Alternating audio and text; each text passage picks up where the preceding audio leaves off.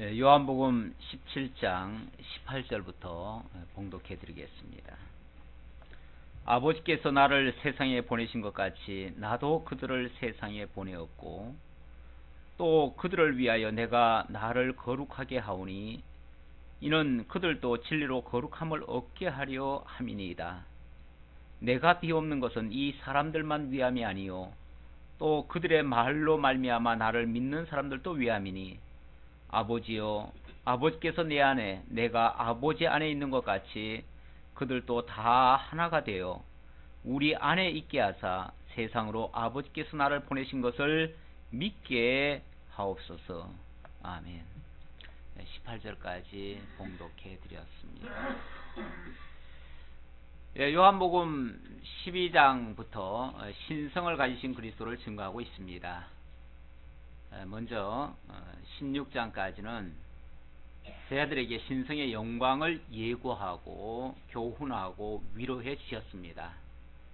그리고 17장부터는 그 영광이 이루어지기 위해서 먼저 순환당하실 것과 또 제자들이 그 영광에 참여하기 위해서 여러가지 일들이 있을 것인데 그런 일들을 위한 기도의 내용이 소개되고 있습니다.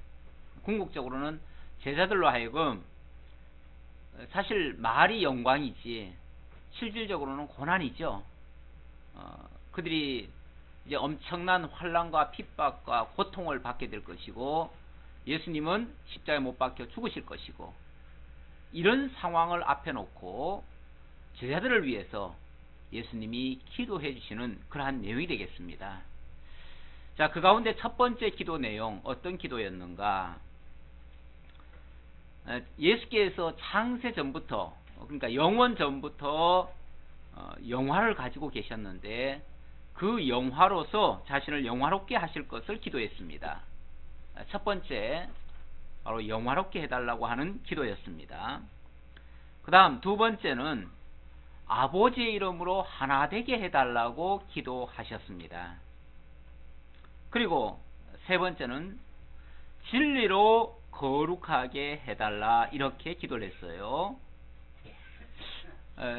굉장히 중요한 기도들이니까 제가 잊어먹지 말라고 잠깐 적어놓고 한번 시작하겠습니다.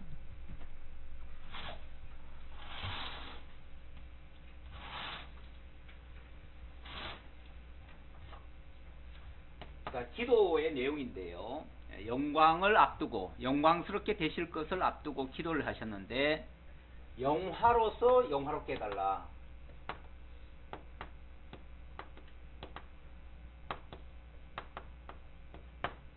두 번째는 아버지 이름으로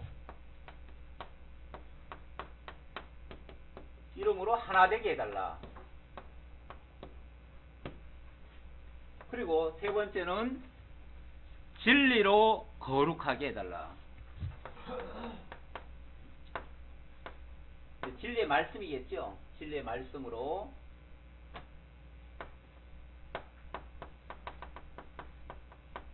거룩하게. 자, 그리고 이제 오늘부터 이제 말씀을 드릴 겁니다. 아직 진리로 거룩하게 해달라는 얘기가 좀 더 남았나요? 하나 되게 해달라. 그런 내용 포함되는 내용입니다. 자, 그리고 이제 네 번째부터는 복음 전파를 통한 택한 백성들이 예수를 믿게 해달라. 그리고 제자들의 사랑을 통해서 하나님의 영광이 증거되게 해달라. 이런 식으로 계속 기도를 할 겁니다. 자, 18절로 21절의 내용은 예수께서 복음 전파를 통해 예수를 믿게 해주시기를 간구하는 내용인데요. 물론 제자들은 이제 복음 전파를 하는 거죠. 아버지의 이름으로 하나 되게 되고 그리고 진리의 말씀으로 거룩하게 되어서 그래서 이제 복음을 전파하는 겁니다. 복음을 전파함으로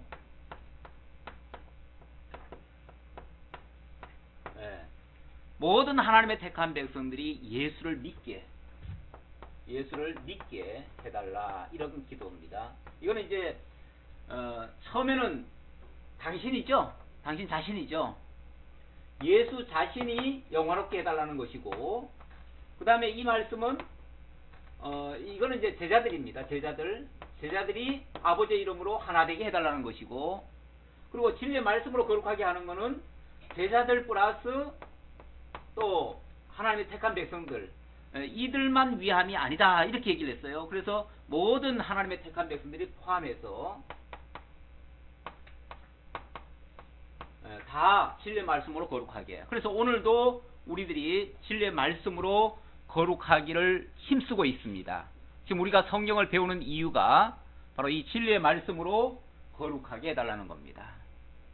자, 그리고 더 나아가서 이제 예수님께서 제자들을 세상 가운데 파송을 하십니다.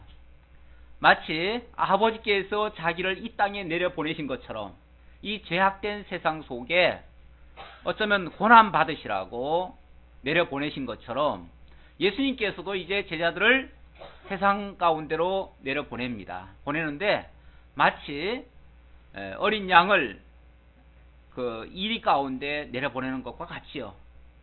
그래서 미리 저들에게 앞으로 되어질 일들을 다 얘기해 주시고, 그러나 염려하지 말아라, 걱정하지 말아라, 내가 너희와 함께 하겠다. 어떻게 함께 할 것인가? 내가 가면 보혜사 성령을 보내줄 것이고, 그 보혜사 성령이 세상 끝날까지 너희와 함께 할 것이다. 그리고 너희를 통해서 이제 할 일은 복음을 전파하게 해서 하나님의 택한 백성들로 하여금 다 예수를 믿고 구원을 얻도록 그런 일을 하게 할 것이다. 그런 내용이에요. 그래서 18절 다시 보면요, 아버지께서 나를 세상에 보내신 것 같이 나도 그들을 세상에 보내었고, 아버지께서 나를 이 세상, 죄악된 세상에 보내신 것처럼 나도 너희를 세상 가운데로 보내겠다. 또 그들을 위하여 내가 나를 거룩하게 하오니 이는 그들도 진리로 거룩함을 얻게 하려 함이니이다. 자, 세상 가운데 보냈지만 세상은 죄악 세상입니다. 거기는 거룩이라는 게 없어요. 거기는 완전히 다 부패하고 악덩어리 뿐인데, 그 속에서 구별해내는 것, 그 속에서 보존하는 것, 하나님의 이름으로 보존하시고, 그리고 그 가운데서 진리로 거룩하게 하고, 진리가 그 죄악된 세상 속에서 하나님의 자녀들을, 또 예수 그리스도의 제자들을 붙들고 그들과 섞이지 않게 하고 그들로부터 구별해내고 지켜주는 이런 역할을 하게 할 것이다, 그 말이죠. 내가 비옵는 것은 이 사람들만 위함이 아니요 또 그들의 말로 말미암아 나를 믿는 사람들도 위함이니, 물론 제자들 역시 당연히 그들도 거룩해져야 되고 그들도 예수를 믿게 되어야 되고 어떠한 경우에도 흔들리면 안 되죠. 그런데 이 사람들만 위함이 아니라 물론 제자뿐이 아니라 택한 백성들까지, 주로 이거는 이제 사실은 택한 백성들을 두고 하는 말입니다.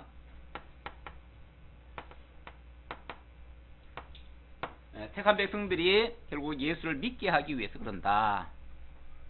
그러면서 아버지요, 아버지께서 내 안에, 내가 아버지 안에 있는 것 같이 그들도 다 하나가 되어 우리 안에 있게 하사 세상으로 아버지께서 나를 보내신 것을 믿게 하옵소서. 여기 세상으로는 온 세상이 다 믿을 수 있도록 해달라는 얘기가 아니라 하나님의 택한 백성들입니다. 이 세상 가운데서 하나님의 택한 백성들이 바로 이로 말미암아 예수를 믿게 하옵소서, 나를 믿게 하옵소서. 그래야 구원이 이루어지니까요.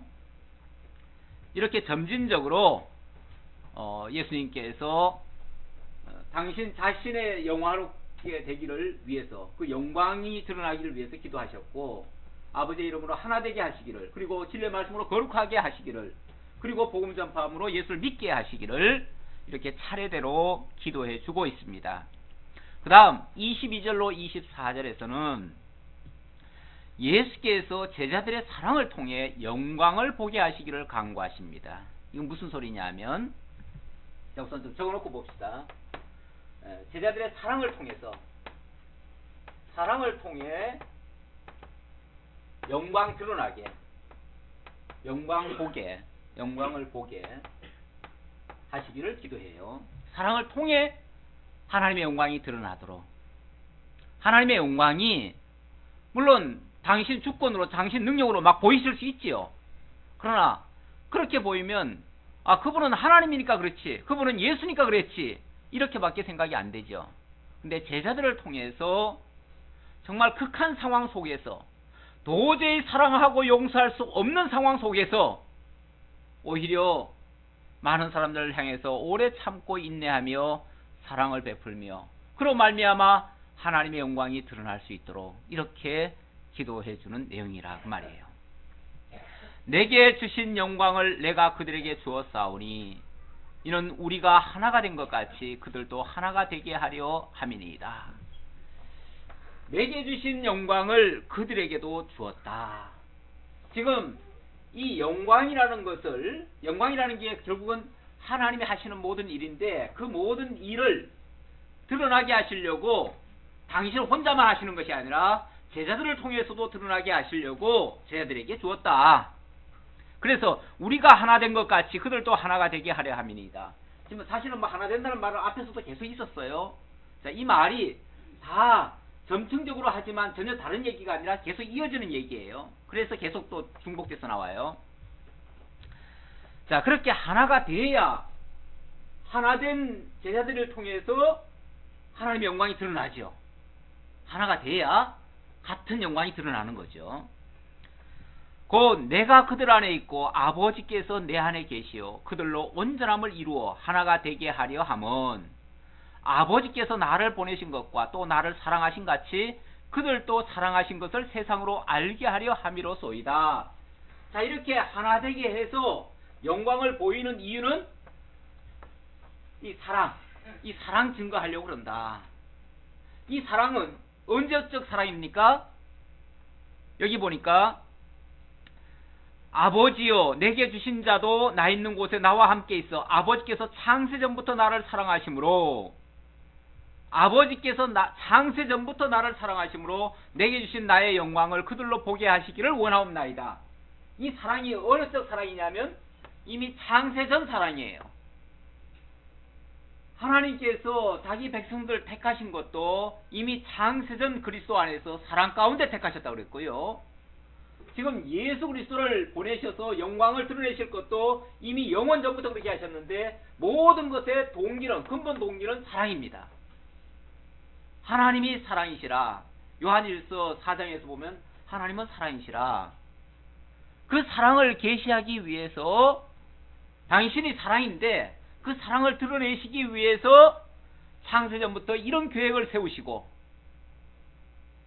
다시 말하면 죄악된 세상에 살고 있는 자들을 위해서 대속의 희생제물이 되게 하시고 그리고 그들을 위해서 죽어주시고 또 그들의 생명을 살리시고 그들을 영원한 처소로 인도하시고 이러한 행위들이 죄악된 세상 속에 있는 자들을 구원하시는 그 일이 결국 하나님의 사랑을 드러내는 일이라는 거예요. 그래서 제자들을 통해서도 결국 그 사랑을 드러내서 그 사랑의 행위를 통해서 그게 다른 게 아니고 앞에 말했던 이 복음 전파입니다. 복음 전파를 통해서 예수를 믿게 하는 것이 결국 사랑을 보여주는 것이고 그것이 그 사랑이 드러난 행위가 하나님의 영광을 보는 일이다. 이게 서로 맞물려 있어요. 다 마치 점층법처럼 서로 연결돼 가지고 이렇게 하나님이 역사를 하셔서 궁극적으로는 당신의 영광을 드러내신다. 하나님이 하신 일도 궁극적으로는 하나님의 사랑을 예수님이 하신 일도 궁극적으로는 하나님의 사랑을 드러내는 일이었고 그 사랑을 드러내는 것이 당신의 영광을 보이신 겁니다. 그런 말미암아 영원하신 하나님 그 하나님이 사랑의 하나님이신 것을 바로 계시하셨습니다. 사랑을 계시하신 거죠. 그래서 하나님은 사랑이시라라고 얘기할 수가 있는 거죠. 자, 그렇게 그래서 아버지여 내게 주신 자도 나 있는 곳에 나와 함께 있어. 나 있는 곳에 나와 함께 있어라는 말은 결국 구원에서 하나님의 그 영광 가운데 같이 들게 해서 아버지께서 창세전부터 나를 사랑하심으로 내게 주신 영광을 그들로 보게 하시기를 원하옵나이다. 보게 하신다. 깨닫게 하신다. 그 하나님의 계시가 목적이니까 그 계시를 발견하고 내가 그 영광을 찬양할 수 있도록 이렇게 영광을 봐야 궁극적으로 뭐가 나와요? 찬양이 나오는 거죠. 결국 택한 백성들로 하여금 하나님의 사랑을 깨닫고 하나님 찬양하게 하시려는 그러한 목적이 담겨져 있습니다. 자, 그 다음 25절로 26절 뭐 같은 맥락인데요. 예수께서 아버지의 이름을 알게 하신 이유를 바로 사랑을 증거하기 위함이라고 하시는 말씀입니다. 의로우신 아버지요, 이렇게 하신 하나님의 사역이 바로 의로우신 일입니다. 그의 나라와 그의 의를 구하라는 것도 결국 이것이 하나님의 의니까 이러한 하나님의 의를 구하라는 겁니다. 의. 의로우신 아버지요, 세상이 아버지를 알지 못하여도 나는 아버지를 알았사옵고 그들도 아버지께서 나를 보내신 줄 알았사옵나이다. 내가 아버지의 이름을 그들에게 알게 하였고 또 알게 하리니 이는 그렇게 하는 이유는 나를 사랑하신 사랑이 그들 안에 있고 나도 그들 안에 있게 하려 함이니이다. 결국 이 사랑을 계시하기 위한 하나님의 사랑, 이거 계시하기 위한 목적으로 이렇게 하나님의 이름을 알게 하셨다. 그러니까 하나님의 이름을 알게 하시는 이유는 하나님의 사랑을 계시하기 위함이다. 이름을 알게 한다는 말은 뭐 하나님이 언약되게 이루신 것이 결국 이름을 알게 하는 것이고, 그로 말미암아 드러낸 역사는 하나님의 사랑이다. 그래서 하나님이 사랑이심을 깨닫게 된다, 그 말이에요. 세상이 아버지를 알지 못하여도 나는 아버지를 알았다. 여기 알았다는 말이요, 이게 제가 기노스코라고 그랬죠. 이게 표면적으로 뭘 이렇게 보고 아는 정도, 그런 차원을 얘기하는 게 아니고요, 완전히 한 몸이 되어서 속속들이 다 알아내는 걸 얘기하는 거죠. 그냥 한 몸이 됐을 때는 다 아는 거 아니에요? 예. 우리가 뭐 누구를 알았다, 우리가 뭐 많은 사람을 알지요, 그렇죠? 많은 사람을 알고 많은 것을 알아요. 그러나 곰곰이 생각해 보면 진짜 다 아는가? 아니에요. 여러분들이 저를 알고 제가 여러분들을 안다고 하지만 제가 여러분들 속속들이 다 몰라요, 그렇죠? 여러분들도 제 속속들이는 다 모르잖아요. 그냥 겉으로 아는 거죠. 아, 목사고, 뭐 성경 좀 가르치고, 뭐 좀 하고, 이러니까, 그런 거 안다는 거죠. 그게 저를 다 아는 겁니까? 아니에요. 껍데기 아는 거예요. 드러난 것만 아는 거예요. 드러난 거 아는 거 가지고는 제대로 안다고 할 수가 없습니다. 세상이 아버지를 알지 못하여도, 근데 세상은 하나님이 이렇게 역사를 했어도요, 몰라요. 뭐 예수가 우리를 위해서 십자가에 죽었대까지는 알지요. 죽었다는 사실까지는 알지요. 역사적인 사실이니까 그걸 부인할 수는 없지요. 그거까지는 아는데 그게 진짜 하나님의 사랑을 계시하는 것인지는 모르는 거죠. 그러니까 그렇게 아는 거는 아는 게 아닙니다. 사실 성경은요, 이미 다 공개돼 가지고 불교 신자들도 많이 봅니다. 웬만한 스님들은요, 성경 이거 다 독파하셨어요. 그래가지고 그분들도 지식적으로는 꽤나 잘 아는 것처럼 얘기를 하더라고요. 그래서 우리를 비난하기 위해서 이렇게 성경을 보는 사람들도 꽤 많기 때문에 지식적으로 얼마든지 받아들이고 알 수 있는 거죠. 근데 그게 아는 건가? 그건 아는 게 아니에요. 알아도 그거는 껍데기 아는 것이고, 껍데기를 알면요, 오히려 그 진정성은 모릅니다. 아니, 하나님이 사랑이시라고 하면서 자기 독생자를 십자가 못 박아 죽게 했어요. 그게 어찌 사랑인 것처럼 느껴지겠어요? 그 내면을 모르고 표피적으로만 보면 어찌 그게 사랑이겠냐, 그 말이에요. 하나님이 우리를 사랑하신다면서 어떻게 죄악 세상에 내버려 둘 수가 있어요? 우리를 사랑하시는데 어떻게 우리로 하여금 고난을 받게 하실 수가 있어요?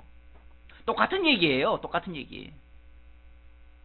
자기 독생자를 십자가에 내어주는 사건이나 하나님의 택한 백성들을 죄악 세상에 내어버려 두는 거나 우리로 하여금 고난을 받게 하는 거나 똑같은 얘기라니까요. 제가 그게 신정론 문제라고 그랬잖아요. 하나님이 정말 그게 옳은 일이냐, 하나님이 정의로운 일이냐, 그렇게 하는 일이 옳은 일이냐 그 말이에요. 근데 여기 보니까 뭐라고 그래요? 의로우신 아버지요. 이 말은 뭐예요? 그렇게 하시는 일이 의롭다 그 말이에요. 그게 옳다 그 말이에요. 그게 하나님의 정의로운 일이고 공의로운 일이고 옳은 일이다 그 말이에요. 죄에 대해서는 형벌을 가하시고 그리고 의를 위해서는 또 싸매주시고, 자, 그렇게 하신 일이 바로 하나님의 의입니다. 하나님의 공의예요. 공의는 죄에 대해서는 사실은 용서를 안 하십니다. 안 하시는데 그러면 우리 죄값도 용서를 안 하셔야 될 텐데 예수 그리스도로 하여금 대속의 제물이 되게 하셔서 결국 우리를 용서해 주시고 의롭다 칭해 주시고, 그래서 당신의 그게 바로 또 사랑이에요. 그러니까 공의 안에 사랑이 같이 있는 거예요. 표피적으로는 공의를 행사하시고 그 공의의 결과가 사랑으로 드러나게 만드시는 거예요. 그래서 우리는 하나님의 공의 속에서 하나님의 사랑을 발견할 수가 있어요. 상당히 역설적인 얘기예요. 이거 잘못 알아들으면은 앞뒤가 안 맞는 얘기예요. 그러니까 잘 이해하셔야 돼요. 공의를 가지고는 예수 그리스도를 십자가에 못 박아 죽게 하신 거예요. 그리고 하나님의 사랑을 계시하기 위해서는 그 예수의 업적이 공로가 우리 것이 되게 만들어 버렸어요. 그래서 우리 입장에서는 죄가 있음에도 용서를 받고 구원함을 받을 수 있는 이런 조건이 된 거예요. 그게 우리 입장에서는 얼마나 큰 사랑인지 몰라요. 우리로 하여금 그 사랑을 더 크게 깨닫게 하려고 하나님이 이런 역사를 하셨다고 말해요. 이게 하나님의 지혜예요. 하나님의 지혜. 사람으로서는 이런 머리 못 씁니다. 이런 계획 못 세워요. 사람은 이렇게 연습도 못 해요. 이렇게 했다가는 죽지요. 자기 자식 사람 보인다고 때려 죽이면은 그게 두 번 돌이킬 수도 없는 사건이 되는 거죠. 사람은. 그렇죠? 그러나 하나님은 전능하시기 때문에 이렇게도 가능하셔요. 그래서 고난을 주시다가 또 회복도 주시고 죽게 하셨다가 살게도 하시고 이런 역사를 하셔요.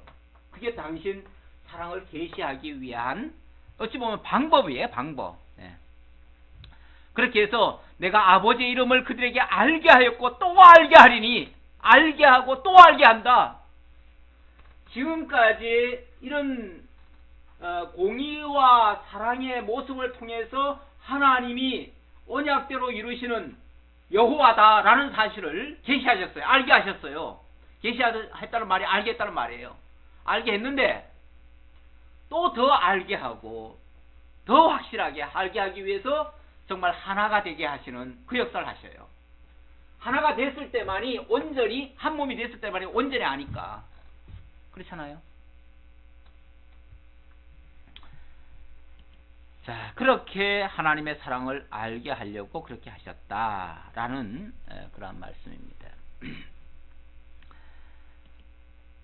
그래서 참으로 하나님을 깨달아 알고 하나님을 사랑하는 자라면은 하나님의 택한 백성들을 또한 사랑하고 그 자녀들까지도 존귀 여기게 될 것입니다.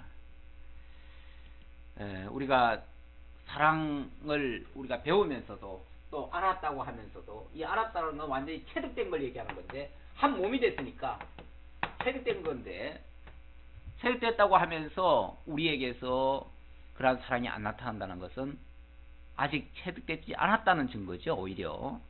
그러니까 사실은 그런 부분에 있어서는 우리가 하나님을 아직까지 제대로 알지 못하고 있다라고 고백을 하는 것이 맞을 거예요. 그래서 부지런히 우리가, 내가 지금 사랑이 없다면 아직 하나님을 제대로 모르고 있다. 내가 지금 체득이 안 됐으니까 내게서 자동으로 안 나오는 거예요. 이게 사실은 체득된 거는요, 어려운 게 아니에요. 우리가 운전을, 엊그제 우리 조카가 운전을 했다는 이야기를 들었는데, 장롱면허로 한 오랫동안 놔뒀다가, 이제 급해가지고 이제 차를 하나 몰았다는데, 40km를 벌벌 기면서도 갔대요. 이게 이제 몸이 이제 익숙치를 않으니까 따로 노는 거예요. 생각은 가는데 몸은 안 따라가요. 힘들어요. 운전을 하는데 막 얼마나 긴장을 했는지 몸이 다 뻐근하고 아프대요. 그러니까 운전하는 게 힘들다 하는 사람은요, 이게 몸과 그 아는 것과 이게 뭔가 체득이 안 된 거예요. 쉽게 말하면 혼연일체가 안 됐어요. 그러니까 따로 노는 거예요. 머리는 이렇게 가야 되겠다 하는데 몸이 안 따라가줘요. 굉장히 힘듭니다. 안 따르는 것은 힘들어요. 그런데 어느 정도 이제 익숙해지면요, 그 다음부터는 내가 생각만 하면, 저쪽으로 가야 되겠다 하면 내가 일일이 이렇게 돌려야지, 반 바퀴 돌려야지, 이런 게 필요 없습니다. 그냥 자동으로 가는 거예요. 그냥 저절로 가져요. 오른쪽 왼쪽 말 안 해도 돼요. 옆에서 괜히 걱정돼가지고 오른쪽 가 왼쪽 가 그러는데 알아서 다 가요. 저절로 가요. 그냥 마음만 먹으면 가져요. 이게 벌써 몸과 그게 다 일치가 돼버린 거예요. 예수 믿기도 마찬가지입니다. 어떤 사람은 예수 믿기 참 힘들다 그러죠. 힘들대요. 예수 믿으려니까 왜 이렇게 힘든 일이 많은지 모르겠다고 그래요. 이게 뭔가 지금 일치가 안 돼서 그래요. 아직까지. 정말 내가 진리 속에서 거룩해지고, 정말 아까 얘기한 것처럼 아버지의 이름으로 하나가 되고 일체가 되고 정말 알아버리고, 그래서 그냥 몸과 마음과 내 아는 지식과 이런 것들이 일치가 돼버리면요, 저절로 나와요. 저절로. 어려운 게 아니에요. 자연스러운 거예요. 그냥. 그러니까 당연히 교회 가는 것도 힘든 게 아니고, 교회 가는 것도 주일날이면 신나서 가는 거죠. 그러니까 모든 일이 좋아서 하는 일이에요. 우리가 좋아서 하면서 힘들다 그래요? 등산 가면서도 좋으면은요, 그건 힘들다 소리 안 해요. 그러니까 무슨 일이든지 좋아서 하는 일은 신나는 거예요. 그냥 기대가 돼요. 오히려. 오늘은 또 어떻게 깨달을까, 어떤 말씀을 들을까, 어떻게 알까, 기대가 되고 호기심이 발동해요. 그러니까 정말 이렇게 하나 된다고 하는 것은 매우 중요하고 옳은 일입니다. 우리가 신앙도 이렇게 완전히 일체가 돼야 돼요. 그냥 몸에 체득이 돼야 돼요. 그러면은 모든 것이 제대로 될 수 있다라는 것을 볼 수 있고요. 자, 18장으로 좀 넘어가 봅시다. 18장의 내용은 영광의 순환을 당하시는 장면입니다. 자, 영광을 예고하고 기도를 해주셨는데, 이제 드디어 예고한 대로 그리고 기도한 대로 실제로 순환을 당하십니다. 우리가 무슨 어려운 일을 당하기 전에 미리 말들은 잘하죠. 내가 이런 일이 있어도 얼마든지 이겨낼 수 있어. 그리고 각오도 하지요. 나는 할 수 있어. 얼마든지 이겨낼 수 있어. 이렇게 큰 소리도 쳐요. 말로는 그런다고 말해요. 그런데 막상 그러한 어려운 문제에 부딪히면 그때는 이제 또다시 콧바들이죠. 또다시 힘들죠. 그래서 어떻게 하나. 그리고 실족하죠. 그런 경우가 사실은 제자들에게도 나타납니다. 자, 앞에서 예수님 제자들을 위해서 기도해 줬습니다. 그리고 다 알게 해줬어요. 앞으로 일이 있을 거다. 그런데 이런 일이 결국은 오히려 하나님의 영광을 드러내는 일이고, 거룩하게 하는 일이고, 예수 믿게 하는 일이고, 하나님의 사랑을 계시하는 일이다. 너희와 그야말로 혼인일체가 되는 일이다. 얼마나 좋아요. 그렇죠? 그러면은 그런 일이 오기만을 학수고대하고 기다려야지요. 그런데 막상 그 일이 닥치니까 너나 할 것 없이 다 두려워 떨고, 또 하지 말아야 할 행동도 하고 그러잖아요. 예수님은 그걸 다 당하라는 건데 오히려 그걸 안 당하기 위해서 어떻게 합니까? 베드로는 칼을 뽑았잖아요. 그래서 말고에 기도치고요. 그걸 막겠다고 수단 방법을 다 써봤죠. 그리고 그날 밤에 3번 부인도 하고요. 별의별 짓을 다 하죠. 그러다가 제자들은 다 도망까지 가죠. 나중에는. 이게 이제 현실입니다. 그러니까 이론적으로 받아들이는 거는 누구든지 사실은 쉬울 수가 있어요. 그런데 그게 실제 내 몸에서 나타나기까지는 한참 걸려요. 사실은. 그게 한두 번에 바로 되는 게 아니에요. 나 오늘 말씀 들었으니까 다 알았다. 이게 절대 되는 게 아니에요. 알 수 있어요. 물론.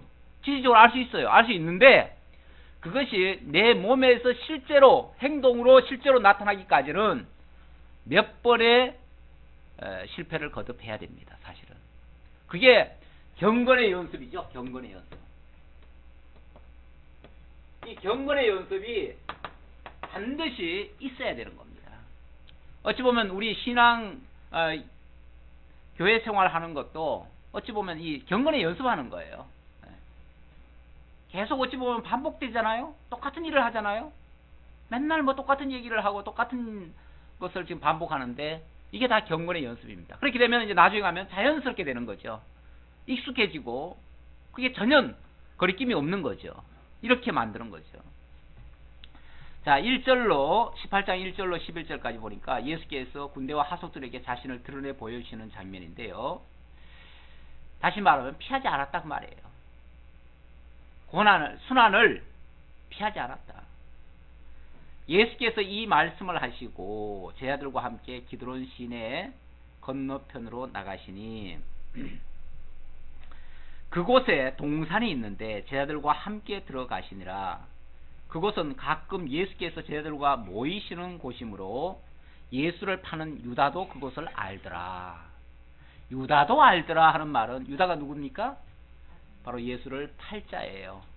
이 고난을 주기 위한 예비된 일꾼입니다.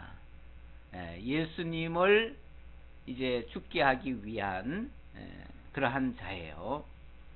다 아는 곳으로 예수님 가셨어요.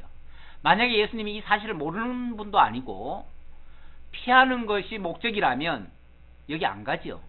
그렇죠? 유다가 지금 자기를 팔러 나갔다는 걸 다 알고 당신이 오히려 가라고 그랬죠. 빨리 해라 친구요. 빨리 가서 네 할 일을 해라 그랬잖아요. 네 할 일이 뭐예요? 가서 나 팔아라 그 말이거든요. 나 팔아라. 그래 놓고 그 장소에 갔어요. 예수님이 늘 가던 장소에 그대로 갔어요. 거기 가면 뭐 틀림없이 뻔히 아는 거죠. 나와서 잡아가라 그 얘기나 똑같은 얘기예요. 사실은. 유다가 군대와 대제사장들과 바리새인들에게서 얻은 아랫사람들을 데리고 등과 횃불과 무기를 가지고 그리로 오는지라. 예고대로 가룟 유다는 예수를 팔았고 또 그들의 앞제비가 돼서 친히 사람들을 이끌고 그곳으로 나왔습니다. 등과 횃불과 무기를 가지고 왔다. 왜 그렇게 와야 됩니까? 강도처럼 구약 이사야 53장에 보면 예수가 잡힐 때 강도처럼 잡히게 돼 있어요. 강도처럼 잡히기 위해서 검과 몽치로 그렇게 체포하듯이 마치 검찰들 어디 가가지고 잡아올 때 체포하듯이 그렇게 잡았다는 거죠.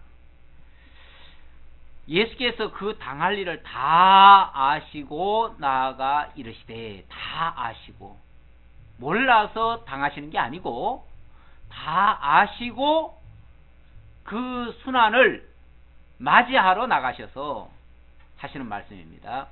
너희가 누구를 찾느냐? 대답하되 나사렛 예수라 하거늘 이르시되 내가 그니라 하시니라.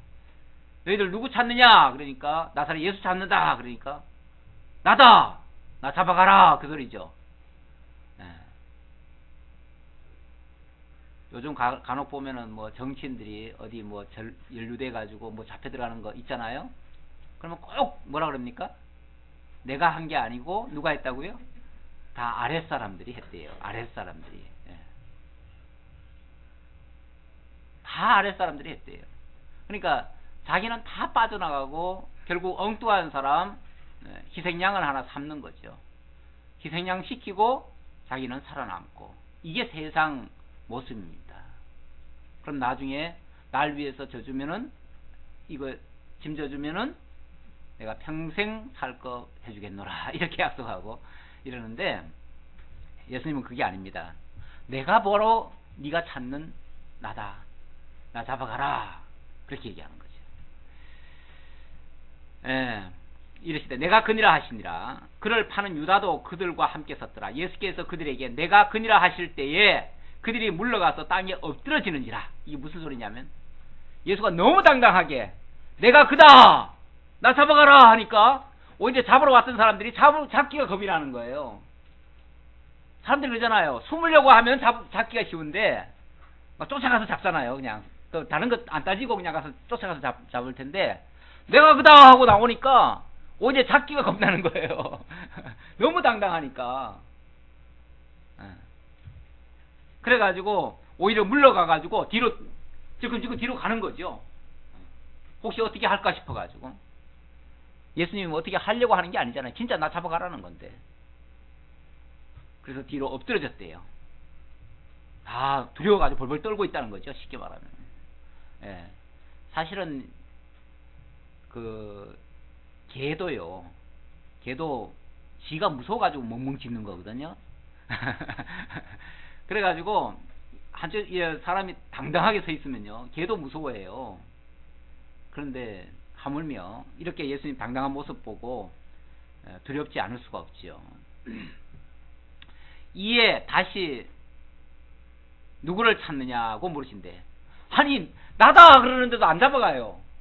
너희들 도대체 누구 찾으러 왔느냐 다시 묻는 거죠. 나 찾으러 왔으면 나 잡아가야 될 거 아니냐 그러는 거죠. 그러는데 안 잡아가니까 또 묻는 거죠. 사실은 이게 세 번째 묻는 거예요. 예. 처음에 내가 그라 그랬고, 두 번째 또 내가 그라 그랬고, 그 다음에 또 물었어요. 너희들 도대체 누구 찾느냐? 이에 다시 누구를 찾느냐고 물으신데 그들이 말하되 나사렛 예수라 하거늘 예수께서 대답하시되 너희에게 내가 그니라 하였으니 나를 찾거든 이 사람들이 가는 것을 용납하라 하시니, 내가 이미 다 얘기했지 않느냐? 내가 그라고 벌써 몇 번 얘기해야 알았느냐? 나 잡아가라. 나 잡아가고 여기 나머지 사람들은 다 상관없으니까 내버려 둬라. 이 얘기죠. 당신 잡아가라는 거예요. 사실 예수님은 이 일이 당신의 영광을 드러낼 일이라는 사실을 분명히 알기 때문에 조금 더 주저할 필요가 없습니다. 마찬가지로 누구든지 그 고난의 역사가 하나님의 영광을 드러내는 일이라는 사실을 깨닫는다면 누가 주저하겠어요? 뭐가 두렵겠어요? 그렇죠? 그런데 막 두려워 떤다, 힘들다, 괴롭다, 피했으면 좋겠다, 이거는 그걸 못 믿는다는 얘기죠. 한마디로 말하면 안 믿어지는 역사죠. 안 믿어지니까 어떻게 될지 모르겠어요. 이렇게 했다가는 죽을 것 같아요. 제일 두려운 게 죽을 것 같은 거 아니에요? 죽을까봐 모든 걸 다 피해 가려고 하는 거죠. 그래서 사람들이 수단도 쓰고 방법도 쓰고 뭐 어떻게 성급하게 뭘 하다가 또 실수하죠. 사실은 그게 오히려 올무에 빠져들지요. 올무에 빠지고 함정에 빠지는 것들이 다 그런 두려움 때문에 이게 당당하지 못한 것 때문에 사실은 당하는 일들입니다. 자, 예수님은 결국 나다, 나 잡아가라, 그리고 나머지들은 건드리지 말아라, 나만 잡아가면 될 거 아니냐, 이렇게 이제 얘기를 하신 거죠. 19절입니다. 이는 아버지께서 내게 주신 자 중에도 하나도 잃지 아니하였사옵나이다 하신 말씀을 응하게 하려 함이라.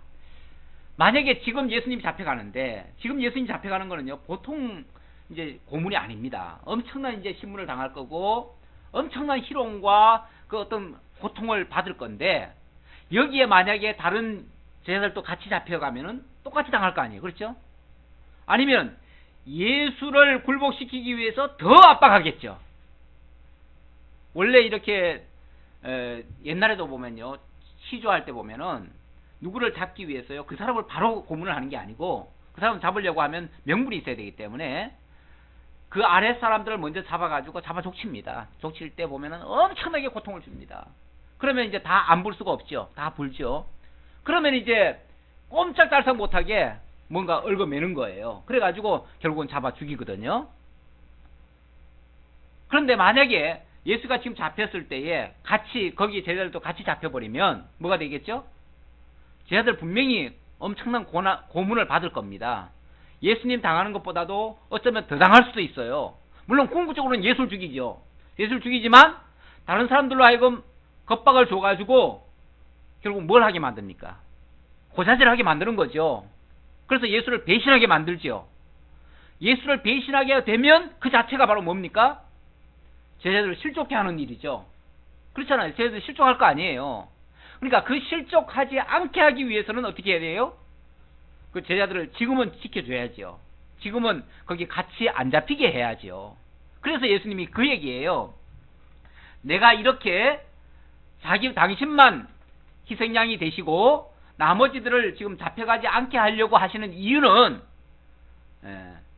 아버지께서 내게 주신 자 중에서 하나도 잃지 아니하였사옵나이다 하신 말씀을 응하게 하려고 그렇게 했다. 다시 말하면 다른 제자들로 하여금 실족하지 않게 하려고 이 극한 환난은 좀 피하게끔 해줘야 실족을 안 하니까. 물론 나중에 가서 성령이 오시고 그들과 함께 하시면 그때는 이겨내겠지만 지금으로서는 이겨낼 감당이 안 됩니다. 감당이. 이에 시몬 베드로가 칼을 가졌는데 그것을 빼어 대제사장의 종을 쳐서 오른편 귀를 베어버리니 그 종의 이름은 말고라.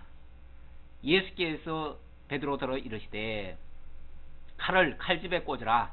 아버지께서 주신 잔을 내가 마시지 아니하겠느냐 하시니라. 제자들은 그 중에 이제 그래도 베드로가 어쨌든 충성파 아닙니까? 충성파고 또 혈기가 제일 많지요. 자관 그래도 그렇게 의욕적으로 예수님을 위한답시고 이 위기를 모면하기 위해서 어떻게 했냐면 칼을 뽑았어요. 그래가지고 일단 대적을 했어요.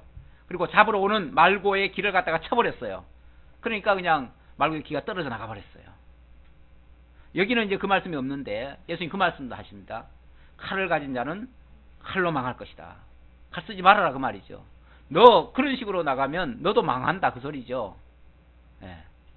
악을 악으로 갚으려 하면 같이 망하는 거예요. 원래 같이 망해요. 자, 그래서 베드로 보고는 너 칼집에 도로 꽂아라. 칼 이때 쓰라는 거 아니다. 사실 이 말씀 하기 전에 미리 다 준비하라 그랬더니 칼을 준비했죠.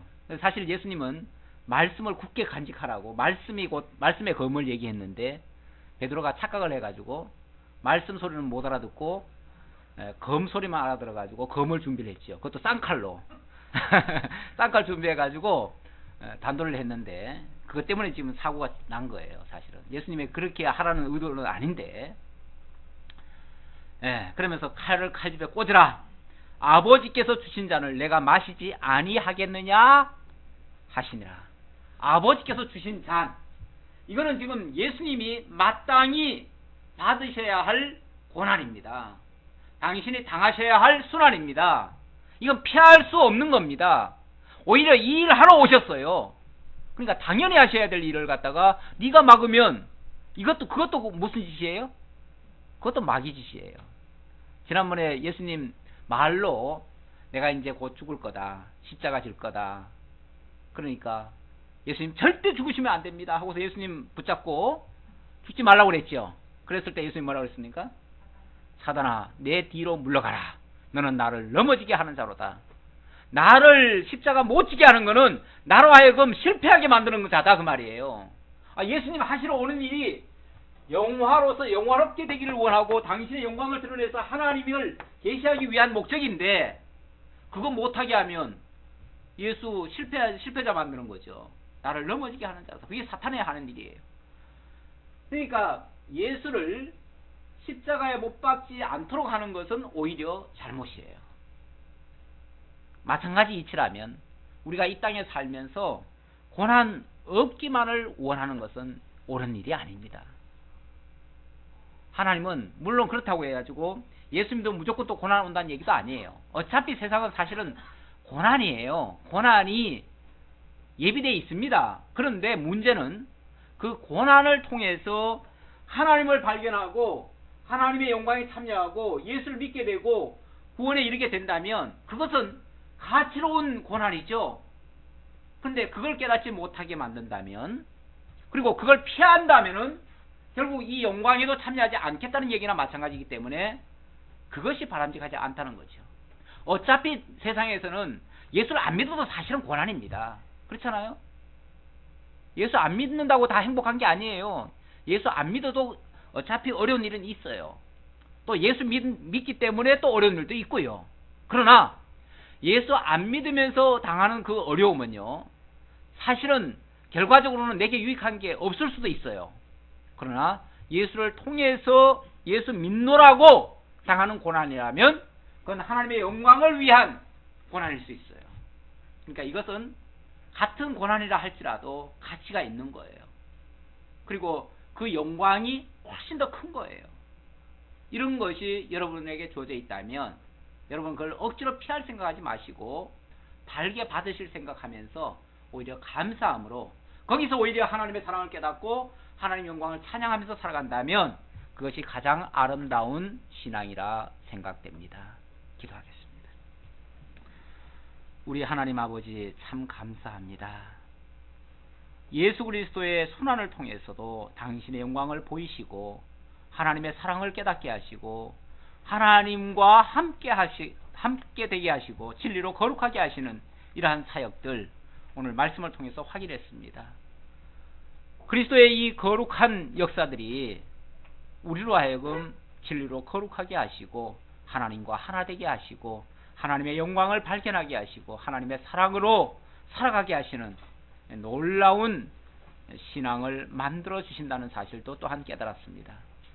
이러한 믿음 가지고 우리가 이 세상을 참으로 어려운 가운데서도 지혜롭게 살아가고 또한 행복함을 깨닫고 오히려 하나님을 찬양할 수 있는 그러한 성숙된 신앙으로 인도해 주옵소서. 그리하여 우리의 신앙이 억지로 하는 신앙이 아니라 정말 좋아서 기뻐서 즐거워서 자연스럽게 되는 그러한 성숙된 신앙으로 살아갈 수 있도록 역사해 주옵소서. 베풀어 주시는 은혜 감사하옵고 예수님의 이름으로 기도하옵나이다. 아멘.